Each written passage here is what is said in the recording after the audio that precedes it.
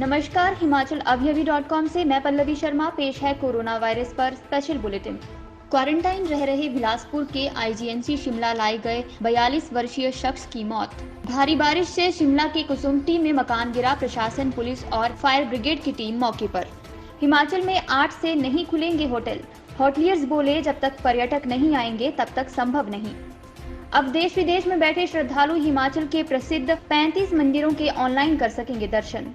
देश में पिछले 24 घंटे में सबसे ज्यादा मौतें। दुनिया में 6ठे नंबर पर पहुंचा भारत। WHO ने माना, भारत में बहुत तेजी से नहीं फैल रहा कोरोना, लेकिन जोखिम बरकरार। ज्योतिरादित्य सिंधिया ने ट्विटर प्रोफाइल से हटाया बीजेपी। अटकलें हुई तेज। ऑक्सफोर्ड की वैक्सीन का भारत में उत्पादन शुरू। लाखों डोज होंगी तैयार। फिजी ने खुद को किया कोरोना मुक्त घोषित। ब्राजील में इटली से ज्यादा मौतें। कोविड-19 के चलते देश का सबसे बड़ा हॉस्पिटैलिटी ट्रेड शो IHE 2020 अब वर्चुअल मोड पर। अब समाचार विस्तार से। आपके स्वास्थ्य का प्रहरी श्री बालाजी हॉस्पिटल, कांगड़ा, हिमाचल। हिमाचल प्रदेश में क्वारंटाइन चल रहे एक शख्स की आईजीएमसी शिमला में मौत की खबर सामने आ रही है। 42 वर्षीय कोरोना संदिग्ध शिमला स्थित आईजीएमसी अस्पताल के ट्राइस वार्ड में दाखिल था। ट्राइस वार्ड में कोरोना संदिग्धों को रखा जाता है। बताया जा रहा है कि बिलासपुर से संदिग्ध मरीज को शुक्रवार को ही शिमला स्थित आईजीएमसी भेजा गया था। इससे पहले दिल्ली से आया यह शख्स बिलासपुर में क्वारंटाइन में था। उसे उल्टी दस्त की शिकायत थी। गंभीर हालत में उसे आईजीएमसी शिफ्ट किया गया था। ऐसा भी कहा जा रहा है कि आईजीएमसी शिमला में मृतक के कोविड सैंपल लिए गए हैं। दोपहर बाद रिपोर्ट आने पर ही स्पष्ट हो पाएगा कि मृतक कोरोना संक्रमित था या नहीं। हिमाचल प्रदेश में बारिश अब कहर बरपाने लगी है। शनिवार सुबह करीब 10:30 बजे राजधानी शिमला में भारी बारिश के चलते कुसुम्पटी के एरा होम में मकान गिर गया। सूचना मिलते ही मौके पर प्रशासन, पुलिस और फायर ब्रिगेड की टीम पहुंची। फिलहाल यह पता नहीं चल पाया है कि मकान के अंदर कोई रह रहा था और न ही किसी के हताहत होने की सूचना है।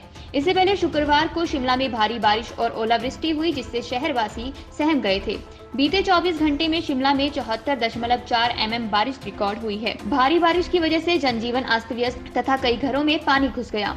शनिवार के लिए शिमला सहित 10 जिलों में भारी बारिश, ओलावृष्टि और बिजली गिरने का ऑरेंज अलर्ट जारी किया गया है।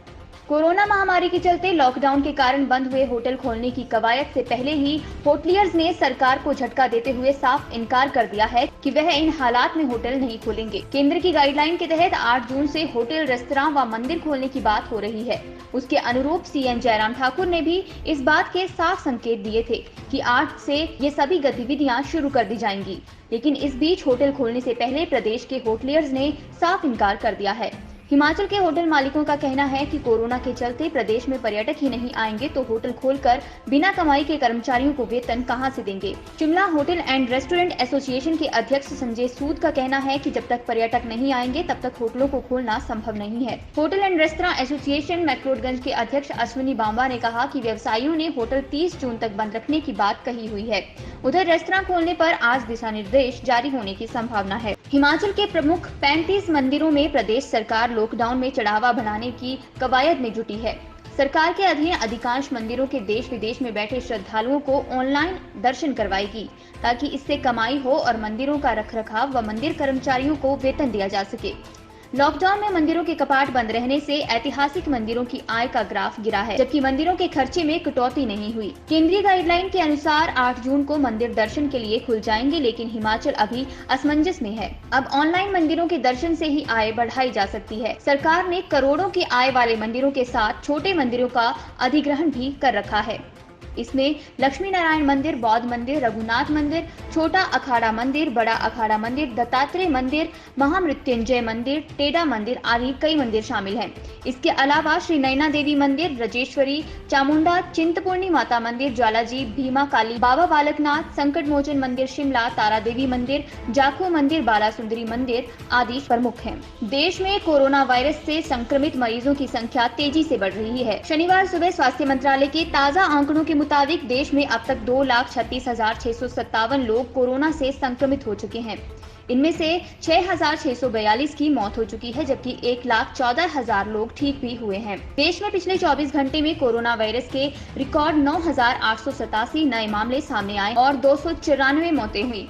ये भारत में कोरोना के मामलों और मौतों में एक दिन में हुई सबसे बड़ी बढ़त है। अमेरिका, ब्राजील, रूस, स्पेन, ब्रिटेन के बाद कोरोना महामारी से सबसे ज्यादा प्रभावित देशों में भारत छठे स्थान पर पहुंच गया है। वहीं भारत में मामले बढ़ने की रफ्तार दुनिया में तीसरे नंबर पर आ गई है। शुक्रवार को ब्राजील में 30,136 और अमेरिका में 25,273 नए मामले सामने आए, जबकि रूस में 8,726 नए मामले सामने आए। इसका सीधा मतलब है कि एक दिन में नए मामलों की बढ़ोतरी में भारत दुनिया में तीसरे नंबर पर पहुंच गया है। शेष समाचार ब्रेक के बाद। Shri Balaji multi speciality hospital Kangra, जहां आपको एक ही छत के नीचे मिले बेहतरीन चिकित्सा सुविधाएं, cardiology, laparoscopic, general surgery, neuro surgery, orthopaedics, paediatric, radio diagnosis, urology, gastroenterology, ophthalmology, pathology, medicine, anaesthesia और डेंटल जैसी अत्याधुनिक और बेहतरीन चिकित्सा सुविधाएं, 24 घंटे इमरजेंसी सुविधा, 9 बेड के साथ critical care unit, cardiac monitor और डिफिब्रिलेटर्स, सेंट्रल ऑक्सीजन लाइन और वेंटिलेटर सुविधा। हिमाचल प्रदेश के सबसे बड़े निजी स्वास्थ्य सेवा प्रदाताओं में से एक Shri Balaji multi speciality hospital Kangra राष्ट्रीय स्वास्थ्य बीमा योजना के साथ सूचीबद्ध Shri Balaji multi speciality hospital Kangra BPL परिवारों के लिए अस्पताल में कैशलेस भर्ती होने के साथ ही ईसीएच की भी सुविधा। हमारा पता Shri Balaji multi speciality hospital, Balaji Vihar, Ujjain, Kangra.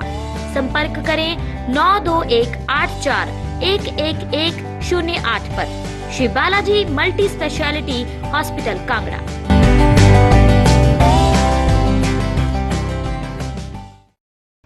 विश्व स्वास्थ्य संगठन ने कहा है कि भारत में कोरोना वायरस मामलों की संख्या हर 3 सप्ताह में दोगुनी हो रही है, लेकिन महामारी दक्षिण एशिया क्षेत्र में तेजी से नहीं फैल रही है, लेकिन इसका जोखिम बना हुआ है। ऐसे में सतर्क रहने की जरूरत है। WHO के स्वास्थ्य आपदा कार्यक्रम के कार्यकारी निदेशक डॉक्टर माइकल रेयान ने शुक्रवार को कहा कि भारत में कोरोना संक्रमण के मामले 3 हफ्ते में दोगुने हो रहे हैं, लेकिन लगातार मामले नहीं बढ़ रहे हैं। भारत ही नहीं, बांग्लादेश, पाकिस्तान और दक्षिण एशिया के घनी आबादी वाले देशों में अब भी महामारी की स्थिति विस्फोटक नहीं हुई है। हालांकि ऐसा होने का जोखिम बना हुआ है। रेयान ने चेतावनी दी है कि यदि वायरस का सामुदायिक स्तर पर संक्रमण होना शुरू हुआ तो ये काफी तेजी से फैलेगा। उन्होंने कहा कि भारत में लोगों की आवाजाही दोबारा शुरू हो गई है, ऐसे में संक्रमण के बढ़ने का खतरा बना हुआ है। कोविड-19 महामारी के बीच बीजेपी नेता और पूर्व केंद्रीय मंत्री ज्योतिरादित्य सिंधिया ने अपने ट्विटर अकाउंट से बीजेपी हटा दिया है। इसके स्थान पर उन्होंने जनता का सेवक और क्रिकेट प्रेमी लिखा है। इसके बाद से चर्चाएं तेज हो गई हैं। कुछ लोगों का कहना है कि सिंधिया ने अपने प्रोफाइल में भाजपा जोड़ा ही नहीं था। हालांकि इस पर भाजपा या सिंधिया की तरफ से कोई प्रतिक्रिया नहीं आई है। 18 सालों तक कांग्रेस के साथ रहने के बाद सिंधिया ने होली के दिन बीजेपी का दामन थामा था। पार्टी में उनके आने के बाद उनके समर्थकों को शिवराज मंत्रिमंडल में शामिल करने और उन्हें केंद्र में कैबिनेट मंत्री बनाए जाने की चर्चा थी, लेकिन अब खबरें आ रही हैं कि उनके समर्थक पूर्व विधायकों को उपचुनाव का टिकट मिलने से परेशानी हो रही है। बीजेपी ने उपचुनाव में सिंधिया समर्थक सभी 22 विधायकों को टिकट देने का वादा किया है, लेकिन इसमें परेशानी आ रही है। कई सीटों पर पार्टी को अपने पुराने नेताओं की बगावत देखने को मिल रही है। कुछ सीटों पर सिंधिया समर्थक पूर्व विधायकों की जीत को लेकर संशय की बातें भी सामने आ रही हैं। ब्रिटेन की दवा कंपनी एस्ट्राजेनेका ने कहा है कि उनके ऑक्सफोर्ड यूनिवर्सिटी की ओर से तैयार कोरोना वायरस वैक्सीन की लाखों डोज का निर्माण शुरू कर दिया गया है। कंपनी ने बताया कि ब्रिटेन, स्विट्जरलैंड, नॉर्वे के साथ साथ भारत में भी वैक्सीन का निर्माण किया जा रहा है। ऑक्सफोर्ड यूनिवर्सिटी ने AZD1222 नाम से कोरोना की वैक्सीन तैयार की है। शुरुआती ट्रायल में वैक्सीन का रिजल्ट अच्छा रहा है और अगले राउंड का ट्रायल अभी जारी है। एस्ट्राजेनेका की CEO पैक्सल सोरियट ने कहा कि वैक्सीन का निर्माण कर रहे हैं, रिजल्ट आने के समय उनके पास वैक्सीन तैयार होंगी। हालांकि इसमें रिस्क भी है कि वैक्सीन काम नहीं करता है तो ये बेकार हो जाएंगी। उन्होंने कहा कंपनी वैक्सीन के निर्माण से लाभ नहीं कमाएगी जब तक WHO महामारी खत्म होने का ऐलान नहीं करता।